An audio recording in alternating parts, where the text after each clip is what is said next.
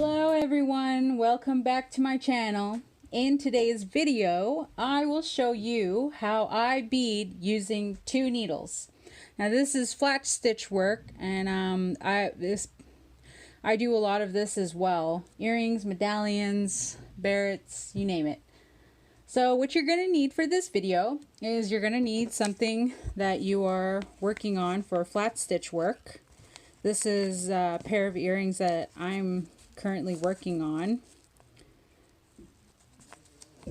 And you're also going to need 2 needles threaded. Again, mine are double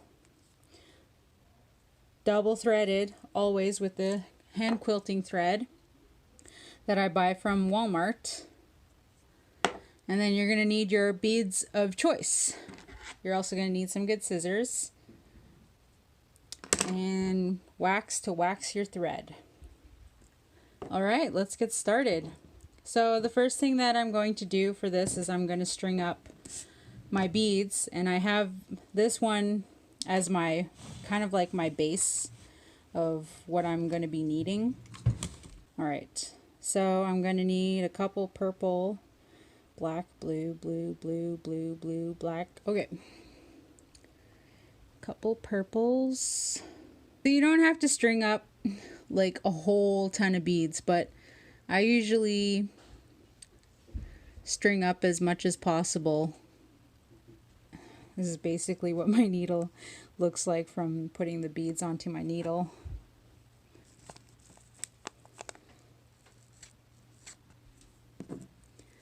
So for this, you can do every 2 beads, every 3 beads. I usually end up, you know, I don't have a set preference on how many beads I go in between. It all depends on where I need to place my beads. So you have your 1 needle already strung through to hold the beads. And then you got your 2nd needle, which is not through the paylon yet,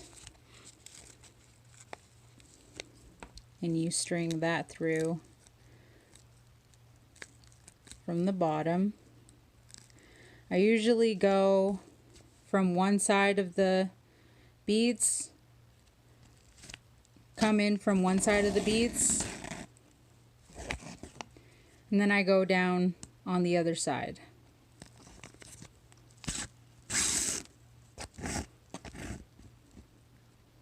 So for this first row, I'm keeping it so that I am going in between every 2nd bead. And that's all you're doing, is you're coming up on one side, come out on one side, and then go down on the other side.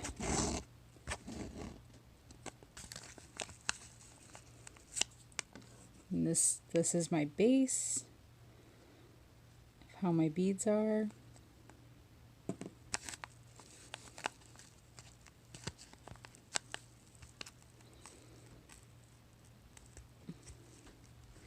Come up on one side,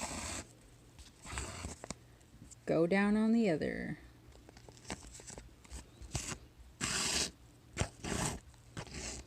So I guess I'll touch base on how I get my cabs down on the paper and stitching my paylon together. You know, for most people this would be very self-explanatory. All I did was I cut out my piece of grid paper, but I made sure that I had a centered piece in the middle so that I could stick my cab in the middle. You don't just want to take a piece of grid paper and cut wherever. You want to take it so that when you do stick your cabs on, that you do have a center for your grid paper. I do have a couple other examples. I have these ovals that I have ready to go as well. So all you do is you take your graphing paper and you cut it, and you cut the paylon to the size of your graphing paper as well, and you stitch it down. It doesn't need to be a fancy stitch, obviously. You know, I got these big stitches going on, and just make sure that you have a center for when you glue down your cabs or gems or anything. This is another example. So I made sure I had a center. And this Paylon is just like, I got like a big roll of it, a big roll of Paylon. I bought it from Fabricland. I believe there is some places that you can order online. I'm not quite sure where yet. You know, if I find out, I'll get back to you on that. And then once you get your grid paper all stitched up, then you can take your cab and you can glue it down. So the type of glue that I use for that is called Julep, and it's Aleene's. I don't know how to say that name. This is probably the first time I'm saying the name.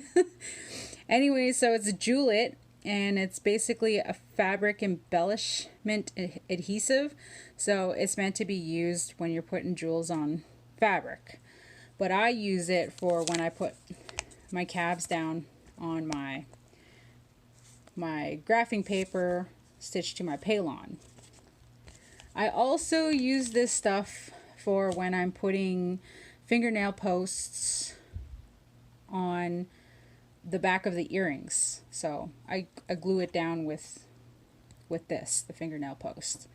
And all of that stuff I let it like dry overnight kind of deal. And I also use it for my hide when I'm gluing the hide on the back of my earrings.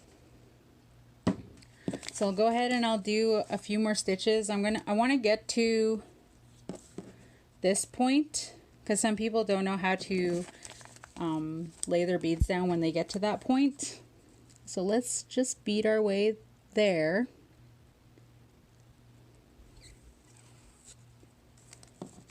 Okay, so as you can see, I do have a bit of a pattern going on with the beads that I'm putting down, and they don't always have to be so very uniformed. Like, you're not going to get your beads to stay the same all the way around, like ever. You have to manipulate them in order to work for your design.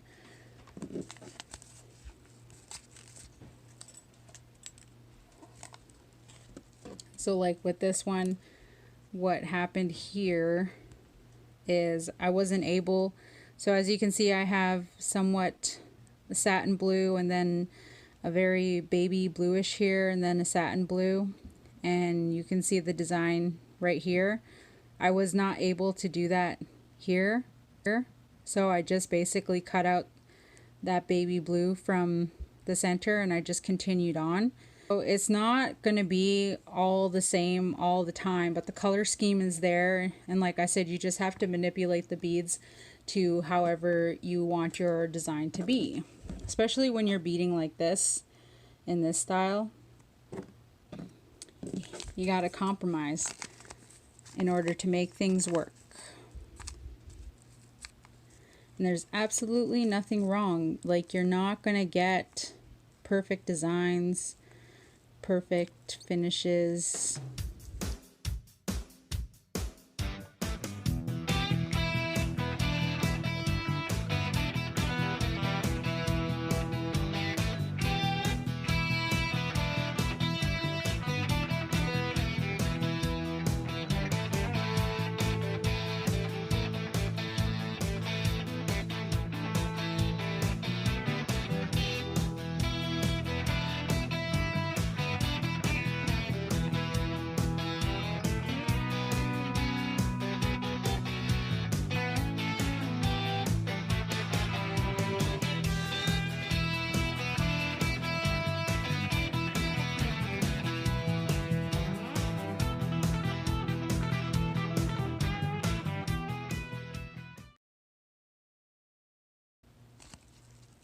Alright, so we get to this corner right here. A lot of people like to go straight up to it, cut a bead off, and then start a whole new row right up next to it.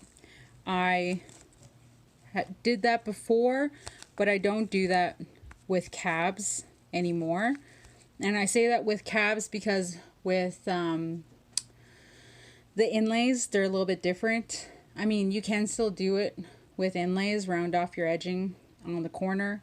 That's totally fine. It's up to you on what you want to do. Like I said, you'll just have to manipulate the beads in order to go where you want them to go.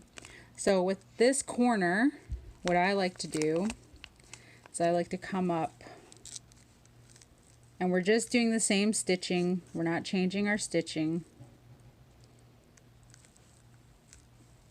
But I like to come up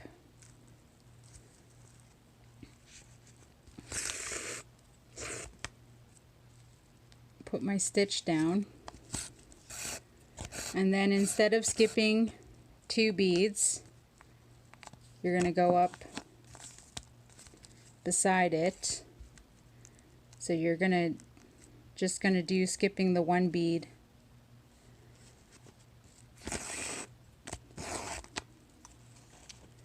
And then this kind of helps to keep the cab down as well in the corners, because sometimes when you glue it down, you don't end up gluing all of the edging down on your cab. As you can see, that's how it looks, and it can flip up like so from when you're beading with the Paylon. Don't worry about that. Just make sure you just straighten it out as you're going along with your beadwork. And that's how I like to round my edging off here. And this is what it ends up looking like, more rounded off. And with my beads, I always like to keep everything in the same direction. So when I start my bead here and I end it right there, I like to do the same thing. I'll start it again here and then I'll end it there. So I always keep the same uniform with where I start my earrings from. So if you'd like to get a little bit more in depth on how I make these earrings, hit me up in the comment section, give this video a thumbs up, and stay tuned for my next video. Thank you for watching. Bye.